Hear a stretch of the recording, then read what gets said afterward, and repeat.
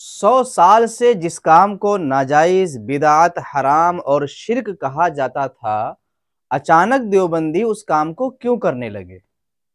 ये आप भी सोचिए। अगर आप देवबंदी हैं तो अपने दिल पर हाथ रखकर तन्हाई में सोचिएगा। पहले सलाम पढ़ना जायज नहीं, अब ये मौका देखकर सलाम भी पढ़ने लगे।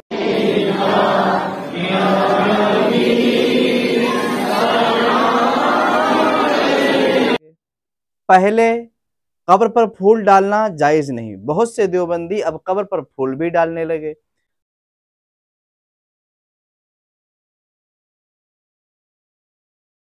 कब्र को ऊंची करना जायज नहीं, अब देवबंदियों की बहुत से मौलाना की कब्र ऊंची है। जनाजे के बाद दुआ नहीं कर सकते, अब देवबंदी जनाजे के बाद दुआ भी कर रहे हैं।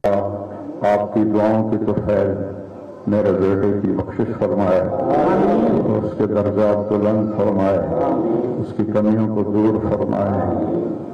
कब्र पर हाथ उठाकर दुआ नहीं मांग सकते, कब्र पर हाथ उठाकर अब देवबंदी दुआ भी मांग रहे हैं।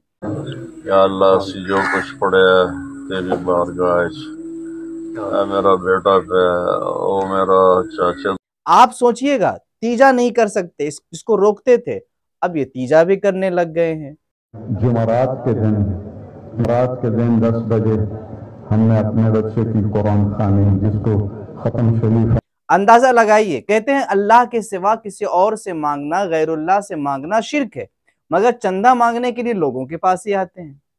अंदाजा लगाइए और सोचिएगा कि कहते हैं या रसूल अल्लाह मदद, या गौस अल मदद, या अली मुश्किल कुशा अल मदद कहने वाला मुशरिक हो जाता है। ठीक है, आपने उसको मुशरिक मान लिया, फिर ऐसे मुशरिक को अपनी बेटी आप क्यों देते हैं? ऐसे मुशरिक के पीछे नमाज कैसे पढ़ लेते हैं? ऐसे मुशरिक की दावत में क्यों आ जाते हैं? ऐसे मुशरिक से चंदा क्यों मांग लेते हैं? तो आप अपने दिल पर हाथ रखकर सोचिए, अगर आप देवबंदी हैं, कि आपके कौल और फ़ेल में ये तजाद क्यों है? आखिर जो चीज नाजायज़ो, हरामो, बिदातो, शिर्क है, तो यहां आप वो काम क्यों करने लगे?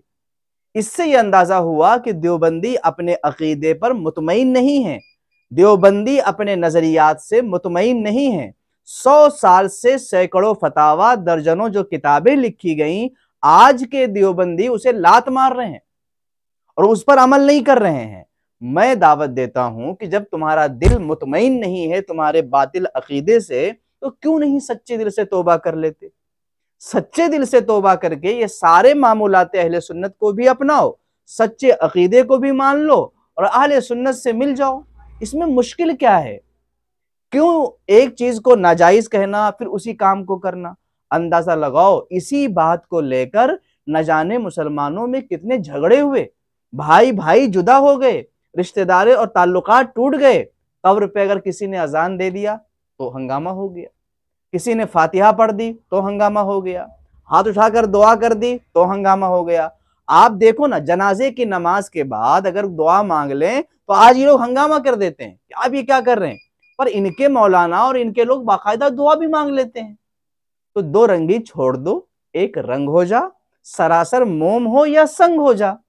सच्चे दिल से तौबा करके अहले सुन्नत व जमात में दाखिल हो जाइए और कह दीजिए कि मैं मुजरिम हूं आका, मुझे साथ ले लो, कि रस्ते में हैं जा बजा थाने वाले।